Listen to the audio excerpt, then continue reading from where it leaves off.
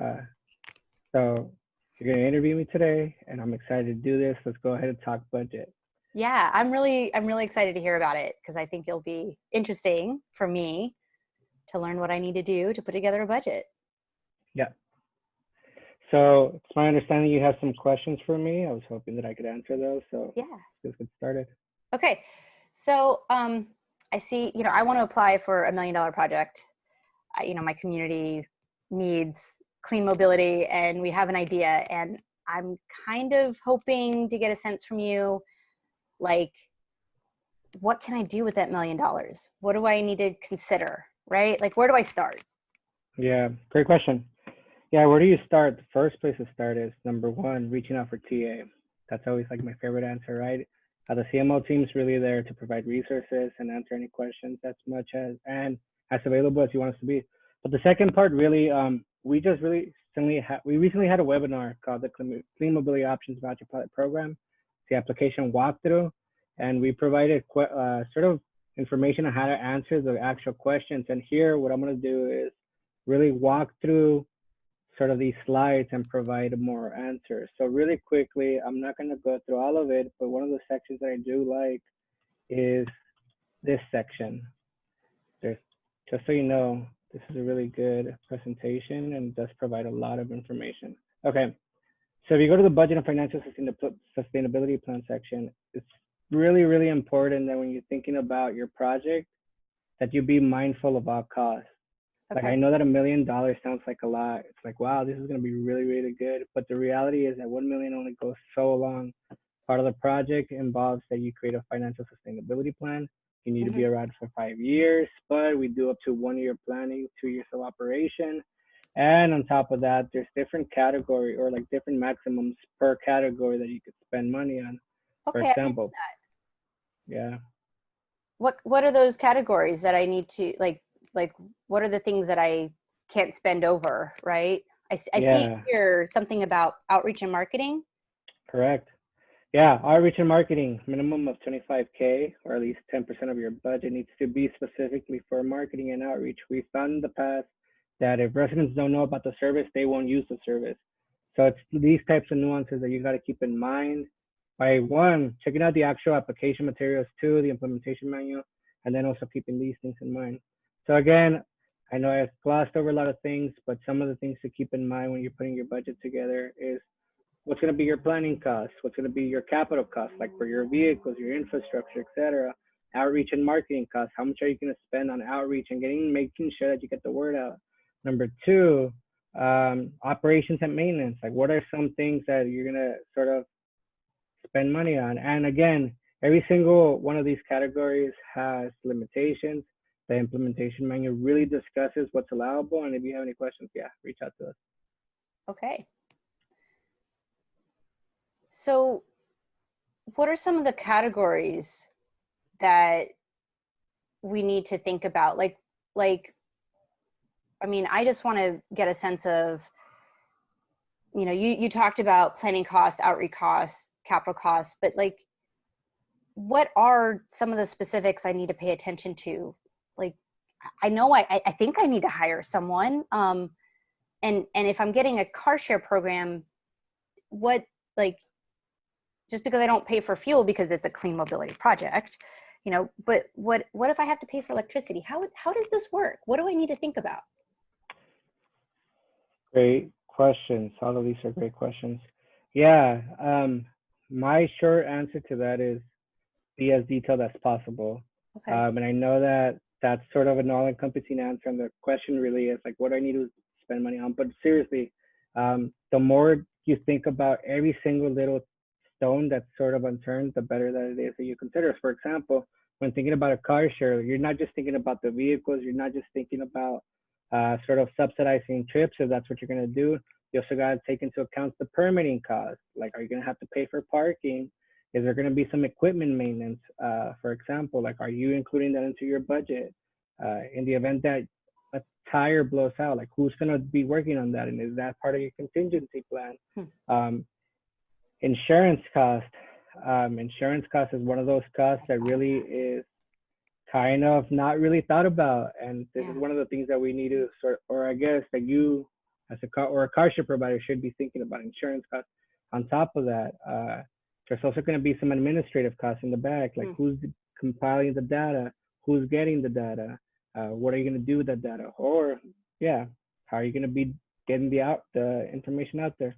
So yeah, in short, be as detailed as possible. Like for example, we have a budget template that is the actual template that we're using for this program, but here in this column, we try to include as many things as possible. For example, the hardware, the actual, in this example, they did bicycles and scooters, but seriously, how many bicycles, how many units? And then the more you go down this, you have, this is how much it's going to cost for a charger, the installation. So if you want to separate it by installation costs, yeah, that's fine too. And even labor costs. So the planning costs, that includes labor. So those are some of the things that you should be keeping in mind. Literally everything, like if it's an action or an activity associated with the project, bill it. That's sort of my advice. Okay. So if we have, you know, our admin person who's, you know, getting invoices and paying, you know, paying out our bills, or doing the award administration, we can bill their time for reimbursement. Is that correct? And we need, but we need to put it in our budget. Correct. Yeah. Okay. Voucher administration cost is an eligible cost, but and that's as well included in your budget. Basically, what we're trying to do here is like identify exactly the dollar amount that you're going to need for your project. Okay. And then that way we know. And keep in mind that things are going to fluctuate, right? Some things are going to be cheaper, some things are going to be more expensive. You could adjust 10% as long as the total amount doesn't change. Oh, that's good. So, okay. So it's kind of important to keep in mind. 10% is not a lot, but it kind of is, but it's not. It's nice to have a little bit of wiggle room if I needed to shift things, or something's more expensive, or hey, it's cheaper. You know, I can shift that money if possible. Okay, so I'm really curious. I heard that there's a match. Is it a match? What is I heard contribution. What is that? And how do I include that in my budget? What is that? Yeah. Oh, that's a layered question. So a match is not necessarily a match. We're calling this resource contributions, and I know we talked about it here, but resource contributions are essentially oh, perfect, there it is. It's part of question 28. Resource contributions are assets contributed to the program that help with long-term project sustainability. So they're based, think about them as a commitment from the community to help this project work in the long term. Okay. They don't have to have a monetary value.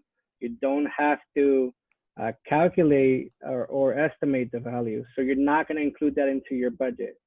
But what we do want to see is that resource contributions are a way to demonstrate that this project is going to serve in the long run. And number two, also indirectly, that this project is sort of supported by the community. So resource contributions, there's 11 different types of categories. And again, they're in the implementation manual.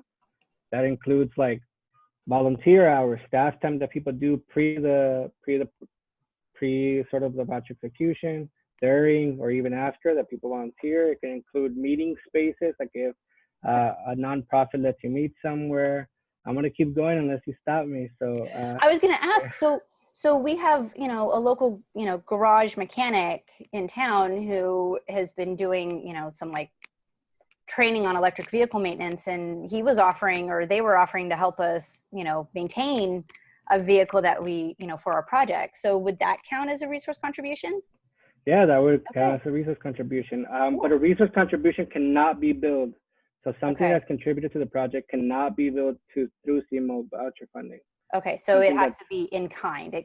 He couldn't charge us labor time or whatever, or materials. Correct. Okay. Correct. What if he's a partner on my project? If he's a partner on your project, well, the foundational question is, will they be reimbursed? Okay. Correct. But it could be that maybe they're a project partner and they're contributing sort of the expertise without billing it, sort of like in kind. That could be it. They could help with, I don't know, planning of some sort, or they could contribute stamps to help mail things to people. That's a resource contribution. It could be a contract, an invoice, a template, a receipt, something to demonstrate to us that really, there has been a resource contributed. It doesn't Okay. have to be tangible, but that really helps the project down the line. Okay. So I'm thinking about, doing some stuff now, maybe getting, like putting in for the permits now, and they want, me to put in $5,000 to get the date scheduled and to put the plans in order. Can I, but I haven't submitted my application yet. Can I get reimbursed for those fees that I'm putting up front? Unfortunately, no. Oh, No, okay. yeah, this project is a voucher program in the sense that it reimburses you after things are expensed, but only after you receive the award. So all of the work that's done before that Okay. cannot be expensed. However, that could count as a resource contribution. Okay. So if the city will allow me, I could, ask to pay those fees after, or get invoiced, and then until after I've submitted my application and received notification that I have my award, I could pay that and then show that paid invoice for reimbursement. Is that what you're telling me? I'm sorry I didn't catch the question. So I'm come just trying to again. confirm that how I could get. I'm just confirming that anything I pay before I get my award notice is not eligible for reimbursement. But if I pay for things after my award notification, that is reimbursable. That is part of. That is Okay. correct. Okay. I went in a little Yeah. bit of the weeds. Sorry. My city's No, a that's little weird about sending in invoices and when they get paid, but I just wanted to double check that. no, that's important. That's really important. Okay. That's why we're here. So what about, so I have some partners in mind. I have one that's definitely on board. I don't know. I'm still trying to figure out like one particular area. What's your recommendations with partnerships? Like what, I was thinking of going on my own on this project, to be honest. Like what's your advice here? Yeah, that's another good question. I honestly do believe that strategic partnerships are going to make this projects better. Okay. The reason being that although the CMO program is sort of straightforward and there's a lot of resources to support an applicant, there's going to be a lot of pieces moving here that requires someone to play a different role in the hat. That's not to say that someone can't do it. That's just to say that I feel like it's very easy to miss something or for something to fall through the cracks if there's only one person in charge. So yeah, in terms of partnerships, I do recommend that, or my advice here would be that whoever is more equipped to do a job, maybe they should, in the sense that, like, for example, like a nonprofit already has that local buy-in, right? They know the community well. They know where the residents are hanging out. Maybe they're best equipped to help with the community outreach portion, assuming that the lead agency or the lead applicant is like an agency. So maybe such like that. At the same time, it does help with costs in the sense that rather than having to doing everything in-house, like everybody's in charge of their own little pieces of the puzzle. And last but not least, because this is a clean mobility options program, a lot of the times some applicants may not have that experience providing a clean mobility option, navigating through the permits, navigating through sort of the financial incentives and the risks associated with it. So partnering with a mobility service provider could also be a really good idea. And every team, I don't know, every team needs at least 1 year experience providing mobility services. That just means that they've done this in the past. Okay. Because like I said, there's a lot of things moving and it's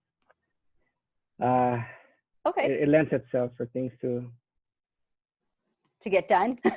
Right. Yeah. Yeah. Okay. So I got to go find me some partners. I mean, I have a couple I just in mind, and I think that they would, we've talked about doing stuff in the past, and I think that they'll be on board for this. So, is there any resources, anything that could help me, move get my application done, get my project more solidified, just think through some of the nitty-gritty pieces, where can I go and what should I use to make sure that I have a really strong application and a really solid project? Yeah. cleanmobilityoptions.org. We post a lot of resources on there. For example, the implementation manual is sort of the guiding document behind this. We also have their directory, where it's basically a resource just of existing companies. And this is just a resource. It's not an endorsement of any kind. It's just a resource of companies and the services that they can provide. We also have sample surveys, sample applications that are going to be uploaded shortly. Basically, documents and templates that you could use, repurpose in order to help get your application down through. And last but not least, you got us, TA. Any question that you have, we could answer. I really appreciate you taking time to talk to me about this. Any final words of advice, any words of encouragement that I can, take with me as I keep working on my application and trying to figure out how to pull this all together? Yeah. When in doubt, reach out. That's great. We should trademark that. All right, Fabian, thank you so much for your time. All right. Thanks, guys. Oh, hey, can you pull up the website real quick and show me what you think? Show me where I can find stuff. Sure, that's a really good idea. I get a little lost in it sometimes. Can you help me? I don't blame you. Okay, cleanmobilityoptions.org. Here we go. There's really 2 areas that are going to be most relevant to you. 3 actually. Assistance here. This is where we'll start. Okay. Assistance, bam. If you need TA, and maybe it's always best if you want to talk something out, go here. Okay. Toolkits, so toolkits is sort of mobility equity resources, case studies. Here's a directory that I mentioned. Okay. Wait, can you go back to the toolkit drop down real quick, just so I can read that a little bit? Okay. Mobility equity resources.